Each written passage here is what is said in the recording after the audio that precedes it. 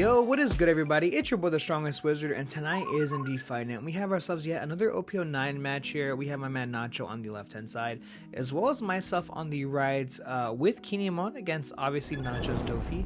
And I know what you guys are thinking, Wizard, why are we watching a Kinemon match? Well, that's because your boy uploaded a Kinemon decklist profile video on his channel and gave zero content about the deck. I just said, hey, this deck is really good, check it out, and uploaded no content about it. So my fault. I completely should have uploaded some videos on Kinemon. That definitely sounds like the idea, but I promise you guys this deck is actually really good. It's really good into the OP09 format. It's really good against RP Luffy, it's really good against Doffy, and it's also really good against BY. The only deck that it actually really struggles with, that every green deck struggles with, is Rob Lucci, because it's freaking Rob Lucci, man. Like, what? Come on, guys. But we have the perfect turn 1 here coming from my side. We have the turn 1 Okiku cheating out a 3-cost character for yet only 2 Dawn.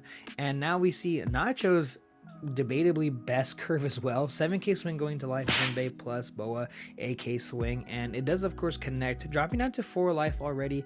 We're gonna start things off here with the leader effect, and I am very happy because I have Okiku on the board. So we're gonna attach 1 Dawn, swing 6k onto this Jinbei, rest the Boa Hancock, and 6k into 5. He's gonna give us a 2k counter, 5 into 5 there, and he's gonna give us yet another 2k counter, and I'm gonna tap 3 for the 4-cost Ryuma to get rid of the Boa. Not trying to, I'm not faking out my opponent there, I'm just trying to get rid of his cards, but the fact that he gave us 2/2Ks is quite nice, honestly. And now with 5 active Dawn, we're gonna start things off here with a Perona. Back-to-back Perona is kind of brutal, but top 5 is quite interesting. He has 3 2k Crocs as well as the Boa and Pudding. So no Law, no Jozu, no Gravity Blade. Quite interesting there. And he's going to actually send it to the bottom. 6k swing going into this Okiku. I need to kind of keep my life nice and healthy, so I'm going to give him a 2k counter. 7k swing going into this Okiku. We're going to blind the top and we get a Perona, which obviously misses. So 7k going into 5 does connect there. You can take the Okiku if you really want it, man. You got it. And he's going to go ahead and just pass the turn.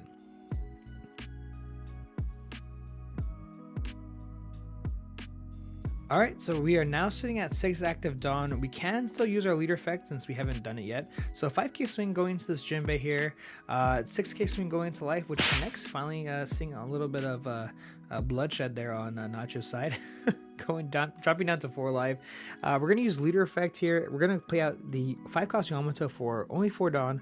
We're going to tap 1 Dawn here to play out this Momonosuke, and then we're going to tap 1 more to search the top 5 for a Land of Wano card, which is quite nice because this deck is obviously filled with Land of Wano cards. We have choices are Yamato, Mountain God, and Izo, and grabbing the Izo, allowing us to rest a 4-cost character is quite good, plus 2k counter, of course. Now this is a 2k swing going into this Momonosuke, which does go down. You hate to see the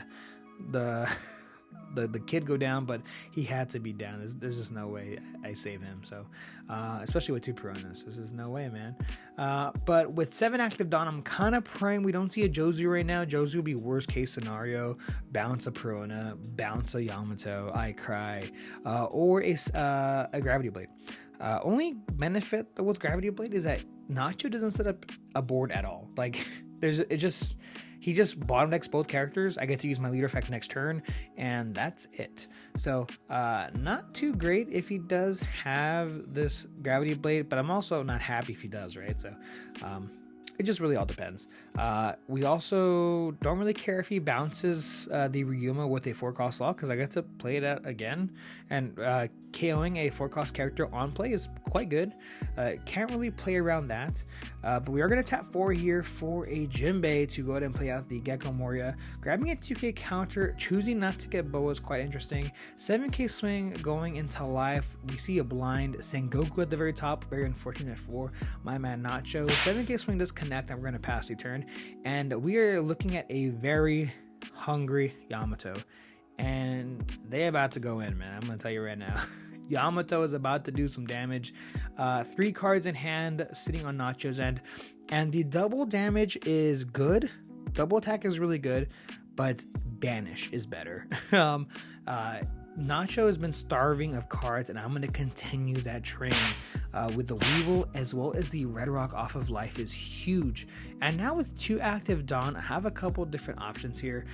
Debating to swing 6 or 7. We're going to start things off here with the 7k swing going into life, which does connect. Obviously he gets to get that card, and then 5k swing gets the Perona counter from his hand.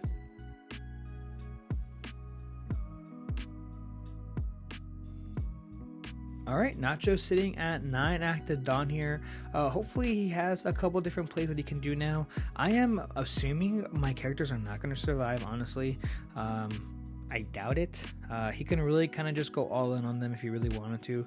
We're going to start things off here with the Sengoku, searching top 5 for a 7 Warlords, and he gets the Boa. We also saw the 4-cost Launder as well. Something important to notice, but honestly, Boa's just that good. So 5k swing, possibly going into life, or this Yamato. We're going to go ahead and play out Paradise Waterfall, give it plus 2k counter, and then restand it. 5k swing going into life here. And I want to keep myself nice and healthy, like I mentioned before. We're going to go ahead and give him the 2k counter. I know he had Boa, but honestly, I don't really mind. Yamato did its damage, right? It did its work. Banishing 1 card off of the top is quite good, but that's all right. It's fine with me. We're going to go ahead and play out the Jinbei to go ahead and play out the Boa. That card is so good.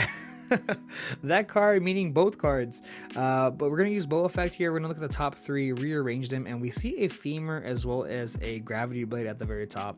So we're going to put character, Gravity Blade, and then the Femur. That's the order he did it in. So giving a rested to our leader here. We have 4 active Dawn. We can swing 6 and then play out a 4-cost character, or we can swing a big 9k into either Ryuma or into life, and then use its effect there. So this is a 9k swing going into Ryuma, and I'm letting him know that I can KO one of your characters, right? You do know that. We're going to play a Teach off the very top, and we're going to go ahead and KO the Gecko Moria so that he can grab it again, and we're going to pass the turn. So we have the blocker up on Nacho's side, which is kind of annoying, but I just top decked an Izo, which is quite nice. I can play it very safe. I'm at 10 Dawn. I can stun the board. I can play Shanks, but no, we're gonna go all in here. We're gonna play out the Izo, rest the Boa. I'm playing Kinemon, for God's sakes. We're gonna go all in. This is an 8k swing. If he can't counter out of this, then I win. But he gives us 2k counters. He has the 2k counters. He bottom decked 3 Crocs earlier, man. All right, whatever. We have 4 active Dawn here, and I'm no hand, so now I have to go for board. So 6k swing into the Boa. It does go down, of course, and with 3 active Dawn, I just pass.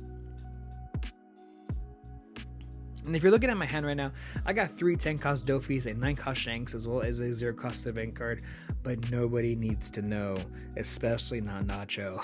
So my hand is a little fake here. We see the 7-cost Gravity Blade here coming down. Bottom decking both. A little late to the party, but here nonetheless. 5k swing going into life. I'm going to go ahead and take it. We grab a 1k counter, which is that Momonosuke, which 5k swing once again. And I'm going to go ahead and give him the 1k counter. And with no hand, we see the 7k swing. And it's Femur. We already knew that, so we couldn't do that.